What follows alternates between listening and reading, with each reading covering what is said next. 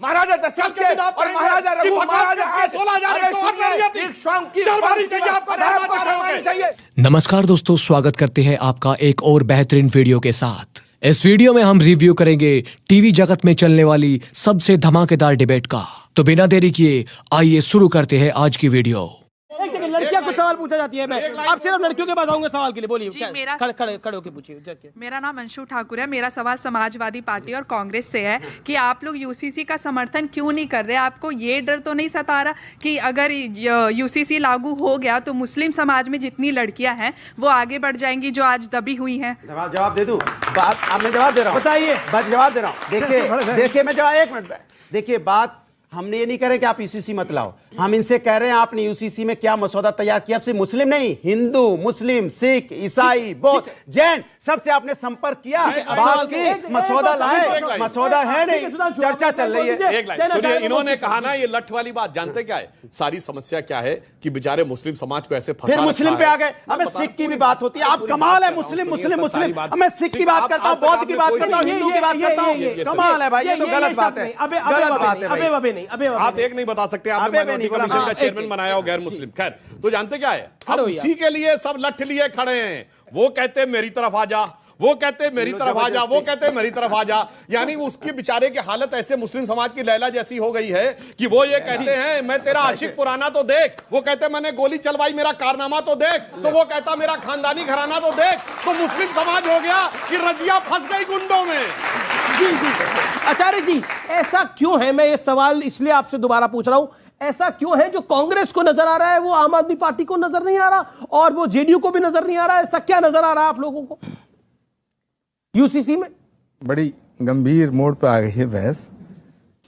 2-3 सवाल जिम्मेदारी से अगर आपकी अनुमति हो तो कर लूं। जी जी सर, प्लीज। पहला, सुधांशु जी ने ये कहा कि साहब हम जो शादी के रीति रिवाज हैं उनमें कोई परिवर्तन नहीं आएगा यूसीसी के आने के बाद, जन्म मरण के संस्कारों में कोई परिवर्तन नहीं आएगा।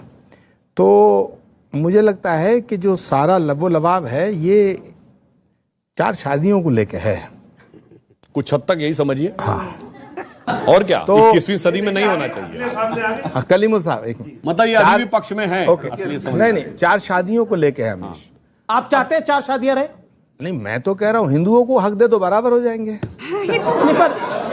ओफो, कैसे दिल की आरज़ू लबों पे आती है। आखिर में देखिए खरबूजे देख, खरबूजा कैसे रंग बदलता है। अरे भाई मेरी बात सुनो। नहीं तो फिर सुनो ना, इसमें काउंटर सवाल है। फिर यार इतनी देर बाद। जी जी बोलिए, आपका हक है। भाई आप उनकी 4 बीवियां रखने का हक छीन रहे हैं ना, और आप चाहते हैं कि इन्हें काट के छोटा कर दे, यहाँ कर दे।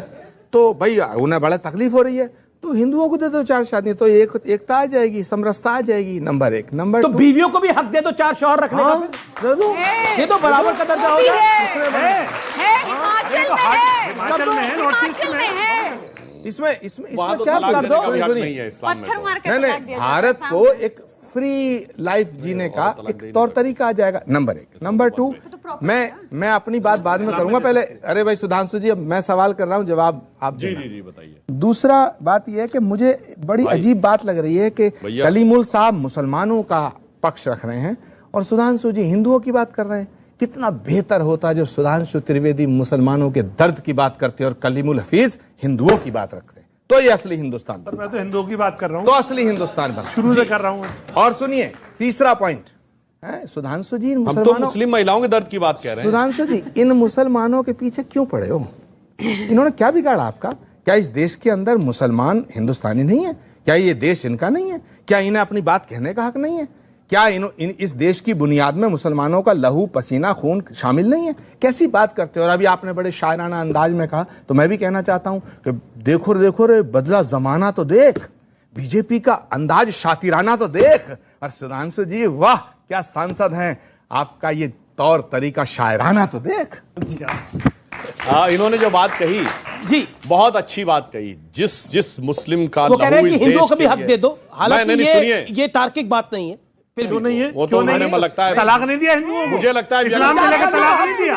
हाँ तो क्यों एक जहां का एक जो चीज महिलाओं को दबाती है वो पूरे समाज में लागू कर दी जाए। लड़कियों से राय लेना चाहता हूं, सर, 4 शादियों जैसी जो बात इन्होंने कही है, ना ही वो मुस्लिमों के लिए सही है, ना ही वो हिंदुओं के लिए सही Good, है, क्योंकि जी। इसमें जो लड़कियां हैं उनको किस तरीके की चीजों से गुजरना पड़ रहा है कि उनको अपनी पति को किसी के साथ बांटना पड़ रहा है, अपने शौहर को किसी के साथ बांटना पड़ रहा है, और इसके अलावा बच्चा ना होने की वजह से दूसरी शादी कर लेना। जी, जी। इससे बेटर है आप किसी को अडॉप्ट कर लो, किसी को लाइफ मिलेगी। बिल्कुल। इस पे मैं यही कहूंगी कि ये बिल्कुल गलत है। आफ्टर ऑल इंडिया जो है हमारी संस्कृति है, एक हमारा कल्चर है। अगर आप 4 शादियों का हक एक स्त्री, एक पुरुष, हिंदू, मुस्लिम सबको दे रहे हैं, तो कहीं ना कहीं हमारे कल्चर के साथ आप खिलवाड़ कर रहे हैं। आपके अमीर जी। चैनल के माध्यम से पूरी दुनिया को ये बताना चाहता हूं, भारतीय संस्कृति में बहुविवाह की प्रथा पहले से थी।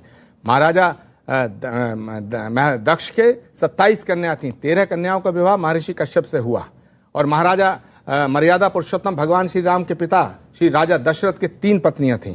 प्रश्न ये नहीं है, प्रश्न मैंने ये उठाया कि जब आप 4 बीवियों के लिए ही यूसीसी लाना चाहते हैं तो एक ऑर्डिनेंस ले आओ, जैसे आपने आम आदमी पार्टी की सरकार के पक्ष में सुप्रीम कोर्ट के 5 जजों का फैसला 1 सेकंड में पलट दिया, तो इतना हंगामा करने की क्या जरूरत है? तो सीधा कहो कि 4 शादियां बैन, बात खत्म हो गई। इसमें इधर अगर मगर लेकिन बट के किंतु परंतु क्यों करना चाहते हो आप? और मैंने ये कहा था कि अगर 4 शादियां प्रॉब्लम है, उनको नीचा मत करो तो इनको ऊपर कर दो, ये मेरा एक तर्क था। वैसे मैं तर्क 4 है, शादियों के कुतर्क पक्ष में है, नहीं हूं। विचित्र तर्क है, और ये ना तो ही मैं पक्ष में था। मगर जब देश बदल रहा है तो सब कुछ बदलना सुनिए, चाहिए। मैं इस बात से बहुत आहत हूं कि धर्माचार्य होकर इस प्रकार की बात कहे।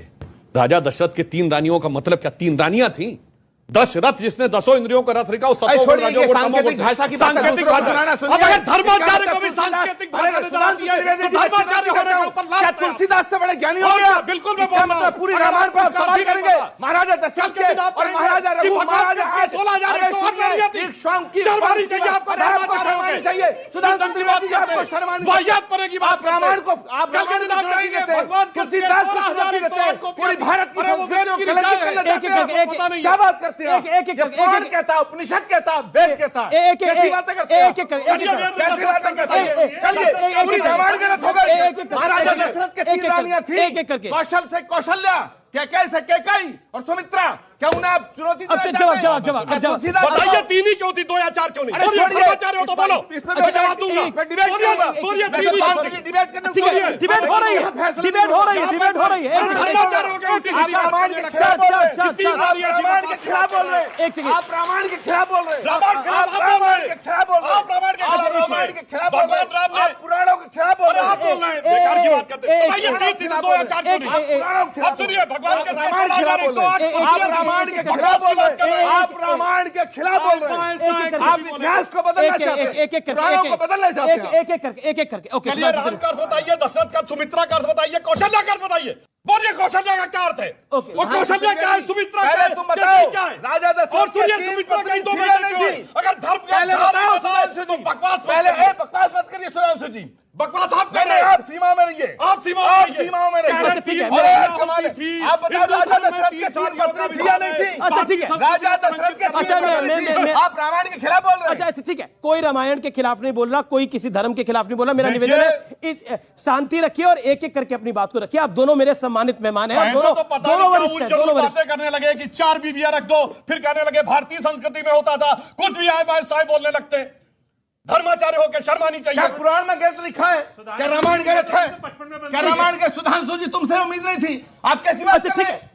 है, लेकिन कई सारे लोगों के पास अच्छा, हिंदू धर्म में मर्यादा का प्रतीक कौन है? दशरथ या राम?